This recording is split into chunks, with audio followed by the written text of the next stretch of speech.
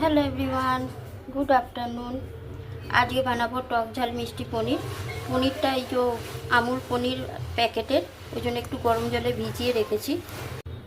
একটা মশলা করে নেব। এখানে আছে পোস্ত, এখানে আছে কাজু, আর এখানে আছে কিশমিশ। এতে 2 চামচ টক দই দিয়ে বেটে নেব। কড়াইতে সাদা তেল দিয়ে দিয়েছি, অল্প একটু লবণ দিয়ে, অল্প একটু হলুদের গুঁড়ো দিয়ে দিচ্ছি। পনিরগুলো ভেজে নেব। 1 পিঞ্চ দেখো কাশ্মীরি লঙ্কার গুঁড়ো দিয়ে দিলাম। পনিরটা হালকা করে ভেজে আমি তুলে নিচ্ছি। ভাজা দেখো হয়ে গেছে হালকা করে। পনিরটা ভাজা হয়ে গেছে, তুলে নিয়েছি। একটা শুকনো লঙ্কা দিয়ে দিলাম, তেজপাতা দিয়ে দিচ্ছি হাফ। ফোড়নটা ভাজা ভাজা হয়ে গেছে। এবার কাজু, কিশমিশ আর টক দই বাটাটা দিয়ে দিচ্ছি।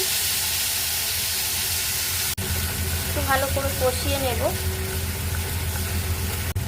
2 মিনিট কষিয়ে নিয়েছি। দেখো তেল ছেড়ে দিয়েছে মশলা দিয়ে। 1 চামচ কাশ্মীরি লঙ্কার গুঁড়ো দিয়ে দিচ্ছি, হাফ চামচ ঝাল লঙ্কার গুঁড়ো দিয়ে দিলাম।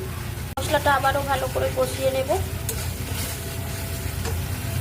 হাফ চামচ লবণ দিয়ে দিচ্ছি, গোলমরিচের গুঁড়ো দিয়ে দিলাম হাফ চামচ, একটু কাসুরি মেথি দিয়ে দিচ্ছি।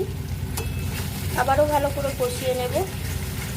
ভালো করে কষানো হয়ে গেছে। এবার পনিরটা দিয়ে দিচ্ছি। পনিরটা দিয়ে একটু নাড়াচাড়া করে নেব।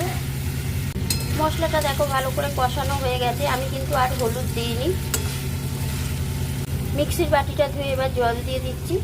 তোমরা চাইলে একটু দুধও দিতে পারো। এই পনিরটা রান্না কিন্তু খুব ঝটপট হয়ে যায়, আর খেতেও কিন্তু খুব ভালো হয়। একবার বাড়িতে ট্রাই করে দেখো। পনিরটা দেখো আমার হয়ে গেছে। নামানোর আগে আমি 3-4টে কাঁচা লঙ্কা কেটে দিয়ে দিলাম, আর একটু কাসুরি মেথি হাতে ঘষে দিয়ে দেব। আমি কিন্তু চিনি দিইনি দেখো মিষ্টির জন্য, যেহেতু টক দইটা আমার টক মিষ্টি ছিল, তাই জন্য।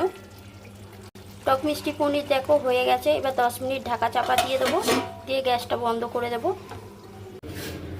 টক ঝাল মিষ্টি পনির দেখো একদম রেডি। কালারটা দেখো কত সুন্দর হয়েছে।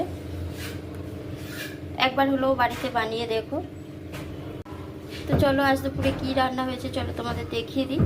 এখানে আছে ডালিয়ার খিচুড়ি, এখানে আছে আলু, বরবটি আর কুণ্ডুলি ভাজা, এখানে একটা পটল ভাজা, আর হচ্ছে পনির, টক ঝাল মিষ্টি পনির। আজ দুপুরের মেনু তোমাদের কেমন লাগলো কমেন্ট করে অবশ্যই জানিও।